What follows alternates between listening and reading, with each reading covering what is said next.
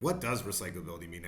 I feel like there's a lot of like conceptions out there about what happens to our packaging when we put it in the blue bin. And I'd love to walk through that if anyone's interested in hearing about what happens when you put your package in a blue bin. I am deeply curious about that. But yes, if you would, take us into the blue bin. Know this as like a grounding point is that recycling in the US and Canada as well is run at the municipal level. So every community in the country can put different things in their blue bin. It really depends on what they have access to recycling. And so we always say, like, don't assume you can recycle something. Check with your local municipality before you put it in your blue bin.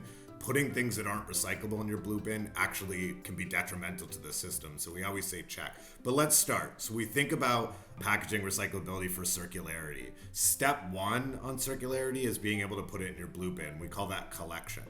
The truck comes to your house, picks it up, and then it goes to what's called a material recovery facility. They take that mixed material, so cardboard, glass, metal, and plastic, and they sort it into distinct piles of material. So paper goes in one pile, glass goes in another, metal goes in another. And they use a lot of really interesting, cool science to be able to separate these materials. Metals, they use magnets. Paper, they use air and flotation to separate it. And plastic, they use infrared technology to sort it. So when they get it into these distinct piles, they then can sell it to people that can turn it back into a new material. So these people that buy it are called reprocessors, and the reprocessors turn it into good, new, clean material that then can be turned into packaging again, or it can be turned into other materials. So we call these end markets. And so by flowing through that entire system, recyclable packaging can actually be recycled. So when we think about,